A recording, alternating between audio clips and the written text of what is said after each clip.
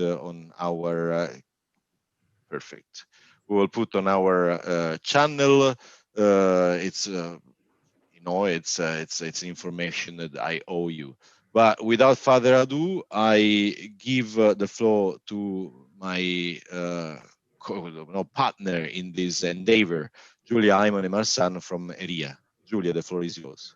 Thank you very much, Raffaele, and welcome to all participants. I see that this time the time zone was more convenient for people in the Far East, and so I'm finally very happy that we managed to organize a webinar in a time zone that is not, the middle of the night for you. Thank you for being with us, and apologies for, this little behind-the-scene conversation on some minor technical issue. We are talking about digital, and I'm sure that Markus can perhaps give us a lot of information on many of the challenges that higher education institutions are facing with respect to infrastructure and much more. Without losing any time, because we are going to discuss multiple issues very relevant for our conversations today, let me introduce Markus. We are very lucky to have with us Dr. Markus Buchhorn, who is a former astrophysicist who became an IT professional with a focus on the application of information and communication technologies to support research, education, and broader benefits to society. He has been the academic IT director for the Australian National University and the director of services for Intersect Australia, a partnership of over a dozen major universities delivering e-research infrastructure and services. He has also been a consultant to national and state governments, international bodies, multiple universities in many different countries. And he's also currently the general manager of APAN, the Asia Pacific Advanced Network, which is a partnership of network providers for research and education across the Asia Pacific region. So let's start immediately to discuss with Markus about research infrastructure. Why it is so crucial for transforming the way we interact, work, and for the future. Over to you, Markus. Thank you, Giulia. Thank you, everyone, for the invitation to speak. I'm very honoured for this community to have a chance to meet you all. I wanted to start off with, I guess, by just calibrating when we talk about research infrastructure and its value. That research infrastructure is a very, very broad portfolio of things. And there's a couple of different elements to it. And so I'm going to talk about some things that are specific to Australia, some examples I can give, and some things I've seen across the broader Asia-Pacific region, and then also globally into the Americas, into Africa and Europe as well. And if we look at particular disciplines, when you see research infrastructure or a term like research infrastructure, if you talk to an astronomer, the first thing they talk about is their telescopes, radio telescopes, optical telescopes, and so on. If you talk to a material scientist, they talk about their microscopes or their accelerators. The CERN facility in Europe is effectively a material science research at the smallest possible level. If you talk to bioscientists, they talk about gene sequences, gene editing equipment, CRISPR gear, and so on. In the humanities and social science, it's about sensor data. It's about measuring human behaviors or the behavior of the economy or transport infrastructure, things like that. And so there are all the very specific verticals, if you like, of research infrastructure. And all of them, in one way or another, are generating data. And data becomes sort of this huge hub that becomes sort of a major topic for probably most of the discussion tonight. And there's a component that if you're going to have a lot of data coming out of these various infrastructures, you need the facilities in a general sense that analyze and interpret that data and value add to it. So you need the computers, you need the storage, you need the networks to access the data. You need permissions and access controls and so on. And you need the software to provide that collaborative framework so that researchers can do what researchers do. And the challenge we have today and why this stuff is becoming ever more crucial and ever more complicated is we've moved on in science from a world where an individual researcher can make an individual discovery that is Nobel Prize worthy. 100 years ago, that was pretty much the predominant model. A major researcher, maybe a team of students, maybe a few collaborators, they could work away in a lab and solve pretty significant problems. What's happened certainly over the last century, is that the problems have gotten bigger and more complex. And our ability to analyze things more deeply has also grown. And so we're now faced in a world where research around the grand challenges, things like the fundamental questions of science, what are our origins? Where did the universe come from? Where are we going? What's our current state? How does the science of, quantum mechanics and particle physics lead to the emergence of consciousness? That connection and those things are very, very poorly understood at this stage. We're dealing with major grand challenges around things like climate change, natural disasters, man-made and other disasters as well, and how we adapt and mitigate and control and recover, or try and get around some of these things. Economic development, we've got a world with finite resources and humanity's ability to consume infinitely, and all of our infrastructure, how we manage that comes with it. All of those things are large-scale problems. Our aging population is one. Our health is another one. And oh yes, by the way, we seem to have a pandemic every now and then, and that causes us a few problems as well. These are big challenges that are not solved by an individual or even a small group. We now have research projects that have tens, hundreds, if not thousands of researchers working on them. There was a paper from the particle accelerator at CERN in Europe a few years ago that had over 1,500 authors on it because they all contributed to that research. They were all entitled to be on that paper. So now we have much bigger challenges, much bigger groups requiring much bigger infrastructure. So all of those things have to work together and to be effective. Hope that's a useful start there, Julia. Thank you very much, Markus. This is interesting because we have been working with a lot of higher education institutions that have found challenging to cope with the demanding infrastructures that they needed to create. So from your perspective, what are the key challenges from that point of view in establishing this infrastructure? And what are the solutions that you have been observing in Australia or elsewhere?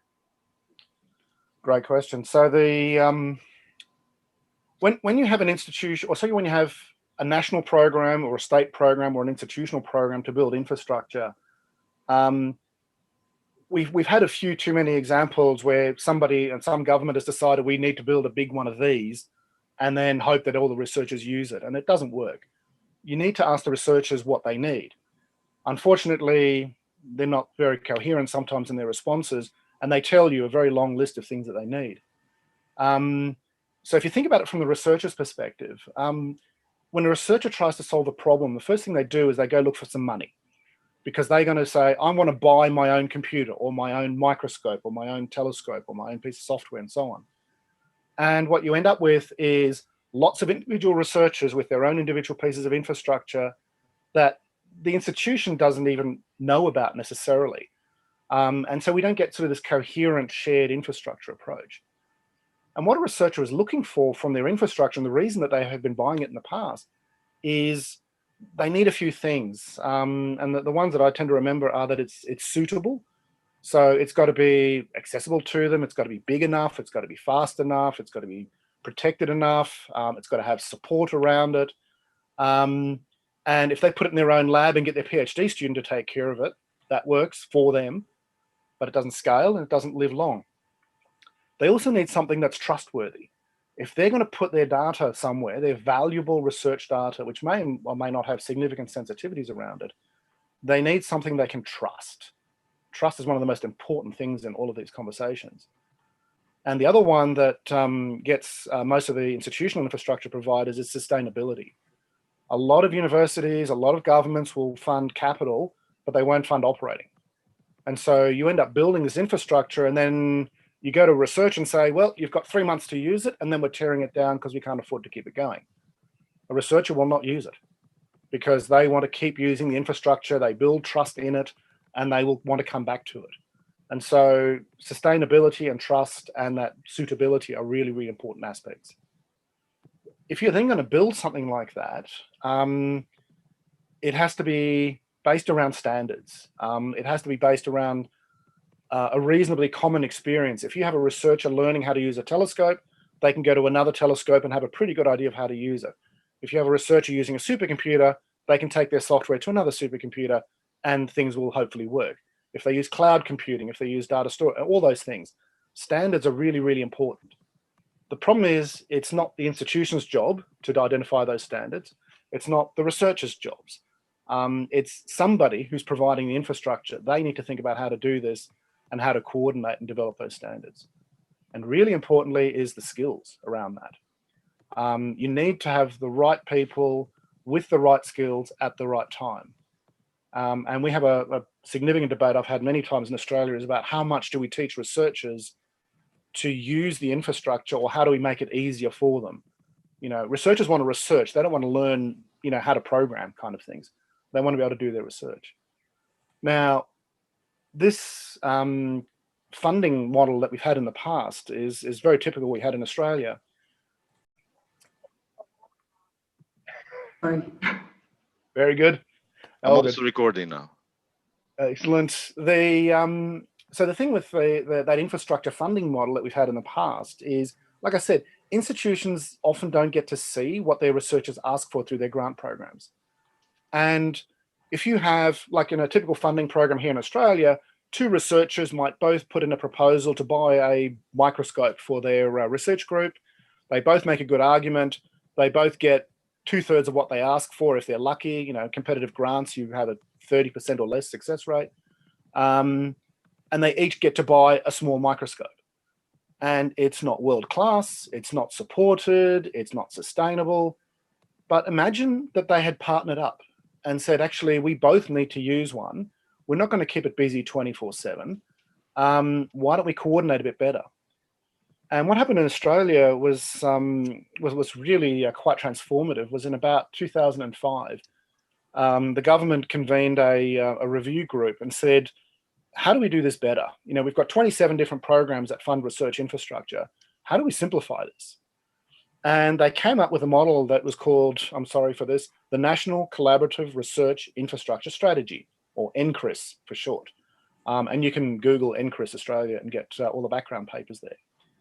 And what the strategy basically said was, we're going to get rid of all the existing funding programs. We're going to take the, say $500 million to $1 billion that we spend every 5 to 10 years, and we're going to invest it strategically. So they picked 15 priority areas, national research priority areas, in areas that were important to Australia's well-being. So health, environmental, disaster, the biosciences, environmental research, and so on. And also areas that were already national research strength. So astronomy, marine science, climate, again, health type things as well. And they went to those communities as a whole discipline and said to them, you keep asking for these $100,000, $500,000 grants.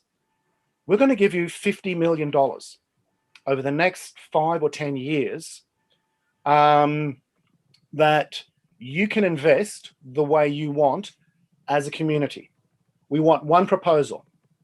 If you come back with 2 proposals, we'll make you go away until you come back with 1 proposal. And what they did was they delegated the responsibility. They said it has to be owned by the community, has to be operated and maintained by the community, has to be governed in a legal sense by the community. Somebody in the community had to receive the funding. And so the most researchers are like, I don't want to be involved in management. That's where the institutions, of course, took up the role. They said, okay, we will support an ongoing infrastructure if the government effectively subsidizes it. Now, these were the 15 key discipline areas that the government picked. They've added a few more since then. They've modified the funding rules a little bit since then. And they've moved from what was effectively an experiment around 2006 and 7 to some emergency funding that was put in 2009 for the financial crisis to stimulate the research economy, and a few reviews afterwards. In 2016, they decided to make it recurrent funding, and it's now indexed. So now our national research infrastructure is funded in perpetuity with an indexed amount for those 15, 16, 17 areas. It's going to grow a little bit. As I said, those are verticals. There's another area that they also funded, which is a horizontal, which was the IT component. In Australia, we refer to it as e-research. The UK will call it e-science. The Americans, of course, will call it cyber infrastructure. Roughly the same idea. It's that IT supporting research. And so all of those things that those discipline areas needed, like the computing, connectivity, trust, and so on, were funded separately to support those 15 vertical areas and everybody else, by the way. So we ended up with major supercomputing centers, a pair of those, and a set of shoulder facilities. We have cloud computing services on a national scale now. We have a high-speed National Research and Education Network, NREN. We have a trust and identity federation around Australia, so that every researcher in Australia has one set of credentials that they can use to access any of this infrastructure. We have the software frameworks, and we've got a very large investment in around data. And everything in the data spectrum goes right from the storage and analysis to the curation and preservation of research data. Now, each one of these different areas has a different business model, their own approach to doing things, but all of them have very strong institutional engagement. And I think that's really important. And all of them sit in that global context, of course, where, you know, every researcher in Australia, almost every researcher in Australia, is collaborating internationally these days. So they want to be able to share their data. They want to be able to interconnect. They want to use other computers in other countries. So we need the connectivity. We need that trust fabric to extend around the world. And we need that whole management of research data to be much, much more globally scalable. So I hope that gives you an idea of what we're doing here in Australia. I can talk a bit later maybe about other countries as well.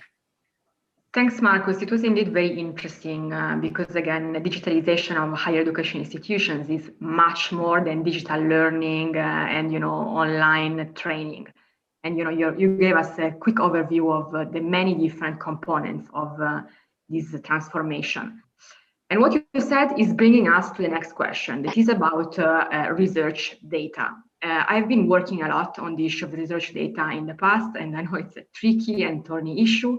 It's about, as you mentioned, not only infrastructure, about skills, but also very much about incentives, because not everybody is an astrophysicist and has this culture of cooperation. So it's also very much about convincing people that perhaps if more research data are shared when there are no, you know, issues regarding privacy or sensitive practicalities, perhaps the community may benefit. So can you tell us why it is so difficult, and also how can we tackle these different issues? Oh, man. So to be honest, Julia, I could probably give you a 2-day workshop on just this topic alone, but I'll try and keep it short. There's a whole bunch of different problems, and some of them are cultural. Very few of them are technical. Almost all of them are cultural, procedural, policy, various things. Let's start with a simple thing. Who owns the research data? If you ask a researcher who owns the data, most researchers will say they do. And most researchers would be wrong. Most researchers work at institutions where the institution owns the data. And, you know, they are employees of a university. So the researchers are funded to collect data as part of their work, and they're part of their work activities and to publish things and so on. But the ownership and the responsibility around the data typically resides with the institution, firstly. Now, most institutions are quite happy if a researcher leaves and takes away their huge data repository, data collection, because it's less for them to take care of, because ownership is responsibility.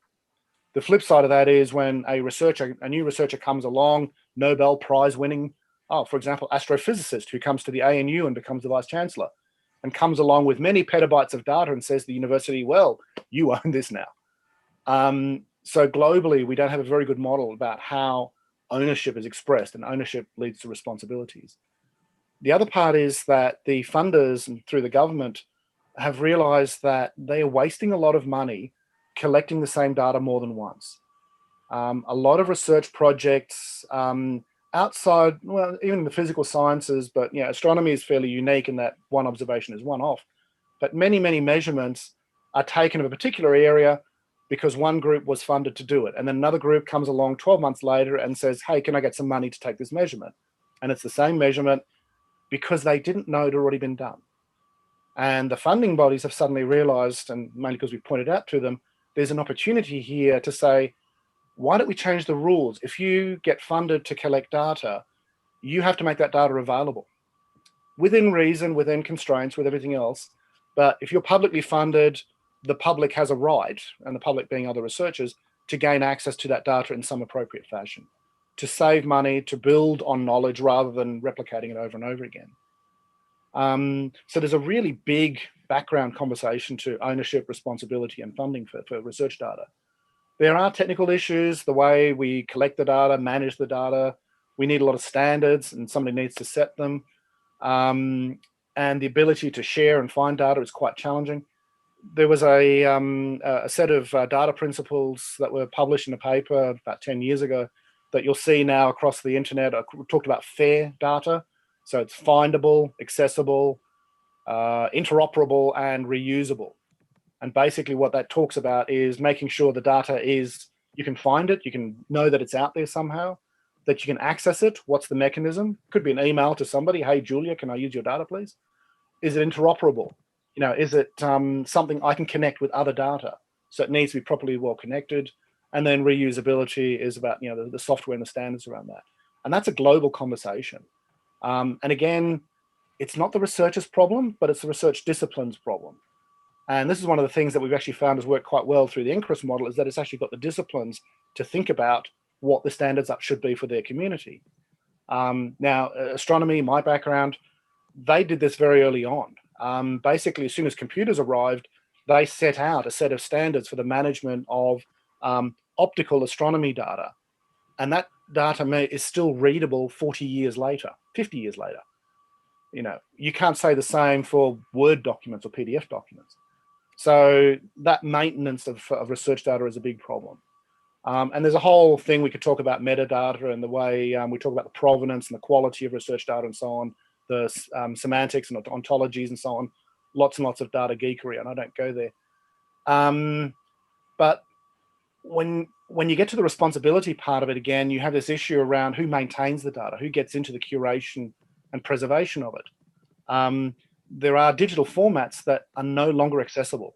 If you try and open a really old Word document or Excel document or PDF document, and by really old, I probably mean about 15 years or so, not that old, although that is before Twitter and Facebook, if you can remember that far back. You know, some of those documents you can't open anymore, or if you open them, they come up all, you know, broken. And so we need to have mechanisms for research data that maintains that readability. Whose job is it to do that? You know, and so when we've had this conversation with funders and others about we need to preserve and curate the data and manage it properly, the funders say, that's great. Whose job can we make it? Well, the institutions say, well, we don't have the money to do this.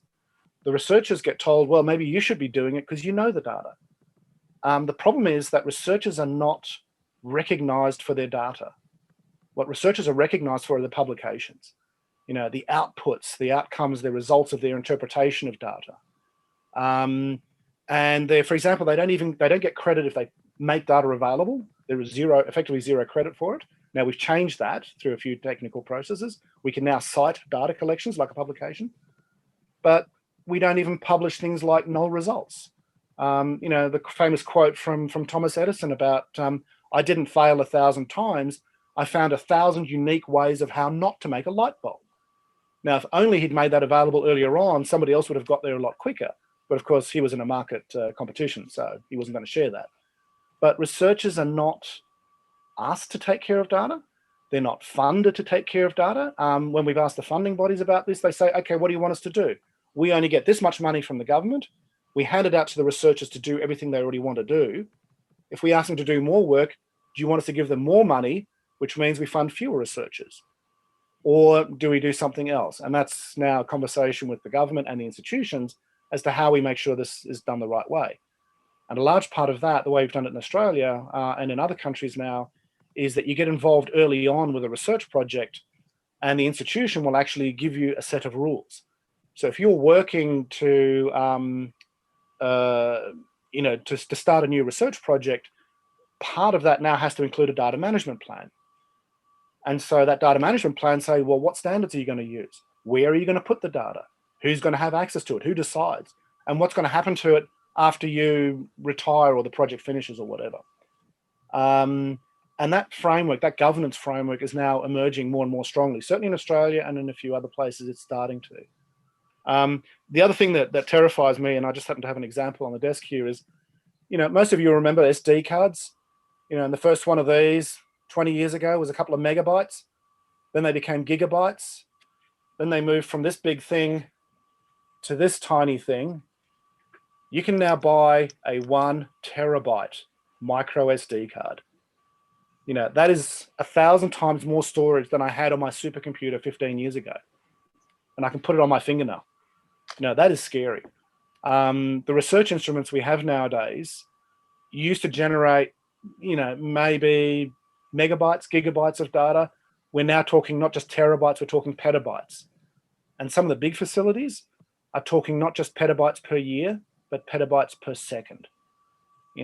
So if you think about the amount of storage and data management problems and things like that, that's really big data. And that's a problem we have to face. So there's a lot of things happening in technology that is solving that. But the institutional roles and the way it's supported, that's a culture change conversation. And what the researchers have to do, that's a culture change conversation. And how those researchers are supported, they didn't exist. We didn't have support staff for research data 5 years ago, 10 years ago. Well, actually we did. We call them PhD students. The number of PhD students, hello, I used to be one, were in charge of taking care of the research data for their supervisors. And one of the things we've learned working with the government, with the institutions, is there's a couple of things. One is the value proposition. You have to convince researchers that this is worth doing and getting it right. And the other part is the role of the champions, getting key researchers who understand this stuff really, really well, embedded in their own research projects, and then tell all of their colleagues about it. If I go to an astronomy community, I can talk astronomy. If I go to a humanities conference, I'm struggling a bit. But I get another humanities colleague to come with me and say, hey, this stuff that Markus is building is really cool. It's transformed my research. They all want to do it because it makes them more efficient. It gets them their publication quicker, and it lets them tick the box that they've managed their data properly. And a large part of that problem, again, are the skills problems. Finding the people whose job it is to take care of this stuff, training them up, taking the load off researchers. That's a really crucial part of that conversation. And until recently, institutions didn't know they had to provide those sorts of people. And where we're now at, and in fact, I did a survey of the Australian e-research workforce a couple of years ago now, we're now even talking about what are the career paths for those people. I can get a PhD student to take care of somebody's research data for a while. What are they going to do in 5 years' time? Still the same thing? Hopefully not. Anyway, so it's a culture change conversation. It's a very large part of it. And that's much, much harder. Technology, easy part. So the funders don't want to waste money. The institutions want it to be easy for researchers and don't want to waste money. Researchers just want more data, more compute, more everything, and they want it for free. And nicely, at least, government has data that researchers want, wants to build policy out of the data, and they need analysis skills, so they want to work with researchers. So in Australia, we set up a group called ANS, the Australian National Data Service, which has now become the Australian Research Data Commons. And they basically are a culture change organisation. They focus on awareness, they focus on skills, they do a few demonstrators as well, but they do training, they do train the trainer, they provide materials. And what they're doing is they're not working with researchers, they're working with institutions. So they are, what's the expression, a rising tide lifts all boats. If they can help an institution provide a better framework for the researchers, all the researchers at that institution benefit from that. And again, this is not an Australian specific initiative. We may have started it, but in the UK, there was a similar initiative that started a little bit earlier, didn't quite go as far. And more recently, the US National Science Foundation and the European Commission have each funded sort of programs that tackle pieces of this. But around research data, they've actually agreed, and through the funding bodies have agreed to form something called the Research Data Alliance. So if you look for a Research Data Alliance, rd-alliance.org, I think it is, they are now a global network of working groups and activities to try and improve the model around research data. And they're starting to make some good progress. Sorry, very long answer. It's one of my soapbox topics. Thank you, Markus. It was super interesting. Do you have some examples of how these networks have transformed the research in societies? Some concrete applications? Oh, man. Yes. Every discipline on Earth is now transformed because they're working in this kind of approach. So through the NCRIS model, I can give you, I can point you to their website, and they've got at least 15 different discipline areas in the biosciences, health, population health, epidemiology, astronomy, geosciences, and others. And in APAN, where I'm wearing a hat as well for this evening, we have a set of working groups. APAN is a partnership of the networks, but is actually led by the user community. So we have working groups in things like agriculture, and they work with groups like fisheries. And so they rely on sensor networks. They rely on climate change models, on disaster impacts, on genetic modifications and things. And so they are massively into reliably exchanging quality data amongst themselves in regions. Seeds and plants don't respect national borders. They kind of move around. Animals certainly don't respect national borders. Viruses certainly don't. And so they are working always on an international scale in all sorts of areas. We've had a bioinformatics working group in APAN for many, many years. In fact, it's now spun out to several new communities. And there's all these, the gene sequencing equipment.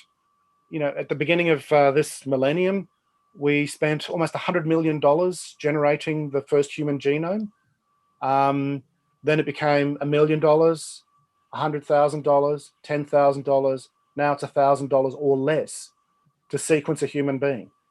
And we went from it taking several years to doing a cohort of 12 people inside a week.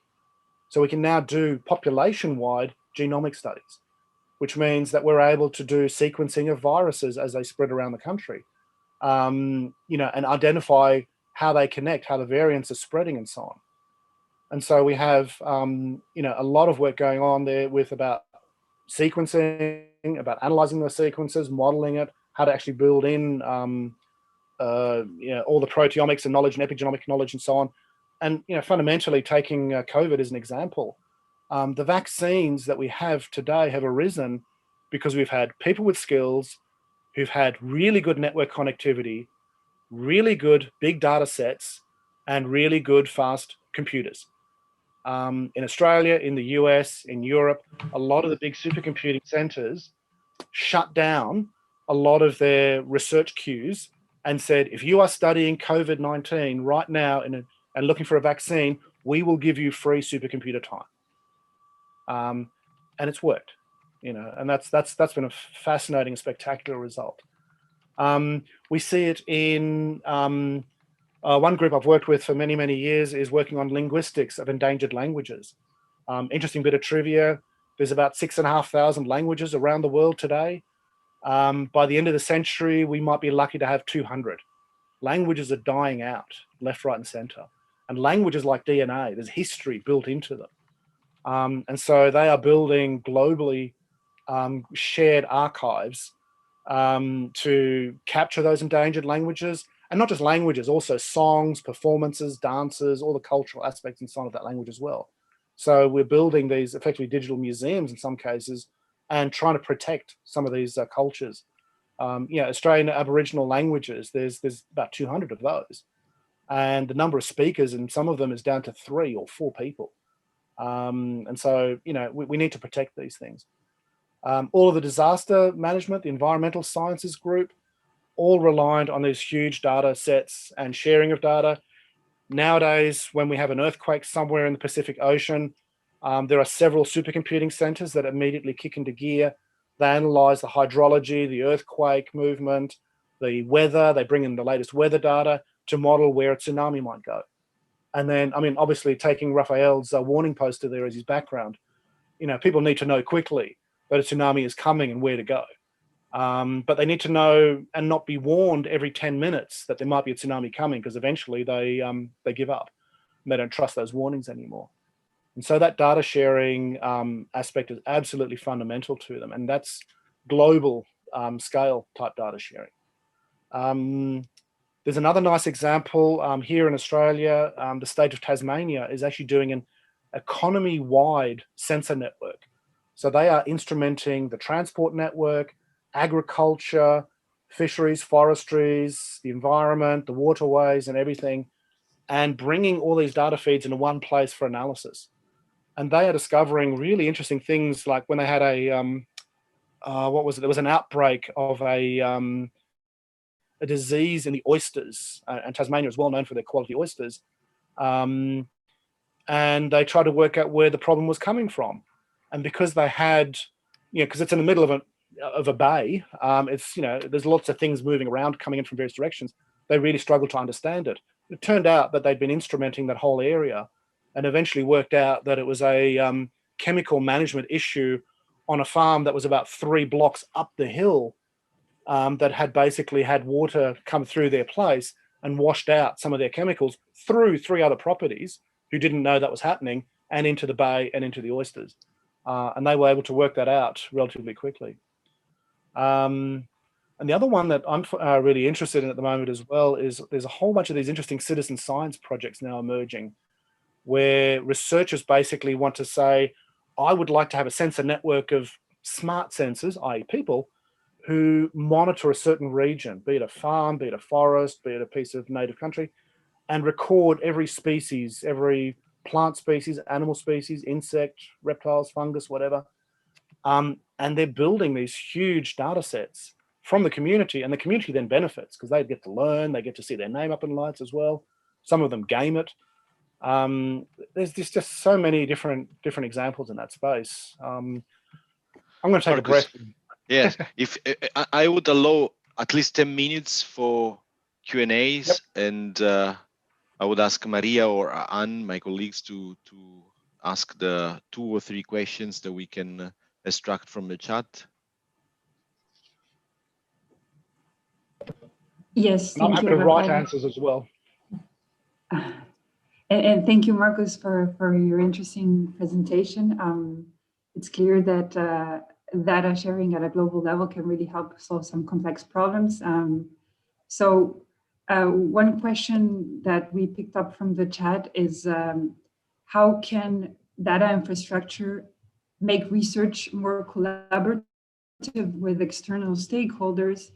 And second point, what would be the limits to that? Because obviously big firms where the data management, where they manage a lot of data, are really in the government's radar, but then researchers, because they are less commercially driven, are less, in the radar of government. How can that create problems if the industry associates with research? What does the government do? Do they target more this? Are they more careful with this research than the data? Thank you. That's a huge question, but a really good one. I'm not aware of any government on earth that is trying to prevent industry, universities working closer with industry and developing commercial outcomes. And so if researchers have access to infrastructure and services that helps a commercialization initiative and so on, they're quite happy for that. And of course, guess what? It brings in more money to help fund the sustainability of that research infrastructure. Here in Australia, we have a few different programs, one of which is what we call the Cooperative Research Centres, and they are industry-university partnerships. And the infrastructure that's being established through programs like NCRIS is available to be used by the partners of the universities that are subscribers to it. So, we can't sell supercomputing time to any vendor who wants to come along and buy some. In fact, they can just go buy their own these days. But if they're working on something, say in the biosciences, they want to develop a new genetically modified grain crop, let's say, then absolutely they can partner on that. They can use that infrastructure in a shared fashion, and they can get access to data. Each data set has its own rules around who can use it for what purposes, what kinds of access requirements, and so on. So, I can give you a broad brush. Yes, it can be done, and yes, it actually helps. But there's a lot of edge cases, a lot of caveats and controls that do put reasonable constraints. The classic one is medical data sets. Anything involving people, research about people, their illnesses, and treatment histories and so on. Industry would love to get hold of some of that. And so we have frameworks. For example, one of the programs that our government funds here is the Center for Health Record Linkages, which basically not anonymizes, it de-identifies research records about people. And the reason it's de-identified and not anonymized is that there needs to be, for ethics reasons, the ability to turn it around and go back. So if you do a research project and discover that somebody has a rare genetic disease and they need to be treated now, the researcher should be able to go back and say, look, de-identify them and tell them this. So it keeps it at arm's length. So there's all these very, subtle wrinkles all the way through it. But overall, absolutely, it's strongly supported here. And I think most of the university sector globally is trying to partner with industry. Thank you. Thank you. I think I'll come in with sort of our last question. And we've had quite a few good ones from the chat. So this one's shorter.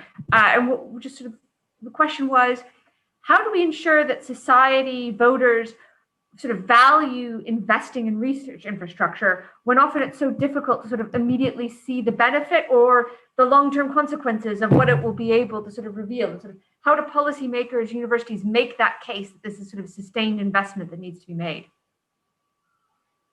I love that question. It's a large part of it is, and especially, dare I say, the last few years have seen a little bit of cynicism and disbelief in the sciences. And so they need to be able to demonstrate that science is doing good things.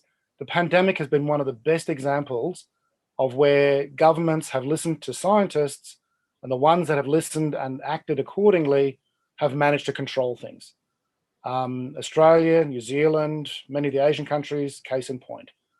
And when you explain to people that the scientists are informed by these massive data sets, by all this great infrastructure about gene sequencing and so on, you can explain it to the public. You can explain to them what the difference is between the South African and UK variants of COVID and the impacts that is happening on their society, on their lives, on their parents' and grandparents' lives. And it needs good communicators. It does need people who perhaps are not politicians to communicate that. So you need good medical researchers who can explain that. So this comes back to that point about champions. They are the best communicators in terms of explaining what they're doing, why it's important, why it's transforming things. It's also where things like the citizen science stuff is very engaging. The rural community in Australia is deeply engaged with scientists for climate change, for management of vegetation, be it weeds or native vegetation, native animals, especially the ones that are perilously close to extinction. They love getting this information. And, the ones that are people that are a bit more cynical about these things, they say, well, if there's taxpayers' money being put into it, why can't the taxpayer get access to the data? Well, in Australia, we've said, yes, that's a fair enough point. Let's do that. Interestingly, the government has made access to research data a higher obligation than it's made an obligation for access to government data. The government is still not very good at sharing its data about itself. And that may just be current flavour of government behaving that way. But you're not recording this bit, are you? Oh, no, sorry, you are. So, it is really, really important, but there are some really good examples. And I can point you to other examples of research infrastructure stories in our marketing communications area. If you look for in the field stories, it talks about the use of the networks to support research initiatives. And there's like 160 different stories there now. So there are lots of really good examples there. I'm just conscious of the time though. Thank you. And with that, I'll pass back to Raffaele for our conclusion. Thank you. All this discussion about data made me think about the guy that lost his password to the billion Bitcoin he had stored somewhere. Thank you, Markus. It's been a pleasure to host you in this series. It was extremely informative, detailed, and makes us thinking about the challenge of, organizing all this information with all higher education institutions, with the systems, with the national government. So we need to go a step further in this data management, data production, and data use. There is, it's also a marketing problem, because we talk about artificial intelligence, and so artificial intelligence doesn't resonate very well with people. But when they understand that is to make decisions, then this, will give probably data management and data use a little bit more visibility and resources. Julia, the floor is yours. Thank you very much for being with us. Yeah, very quickly. I mean, we are about to conclude. We are running out of time, but we had a very rich conversation. I think, Markus, you really helped us to understand how complex, the journey towards the digitalization of higher education institution is. There are lots of complexities associated to research, for instance, and also knowledge exchange. I mean, universities collaborating with other actors out there that go through digitalization and managing digitalization well. And let me conclude by saying that I completely agree with you that, we need a cultural change. As you said, the infrastructure is the easy part. Making people working in universities, researchers, and others understand what are the implications, the possibilities, and the benefits that, could be actually come from a good management of digital technologies is certainly key, because we are probably talking to people that are the one already convinced, but there are many other ones that should get convinced out there. And I think that Markus maybe wants to say something, and then we can conclude. No, look, it's been an absolute pleasure to meet all of you and talk to you. If you want, I'll capture the questions, and I'm happy to write some answers for the questions I couldn't answer. And I'm sure Julia will share my email address if you'd like to find out more on any of those particular topics. And I encourage you all to join the next APAN meeting virtually held in Indonesia next August, roughly. apan.net, bit of marketing there for you as well. We will. Thank you very much, Markus. And we look forward to seeing you all for the next episode. You will get information hopefully very soon, and have a good continuation.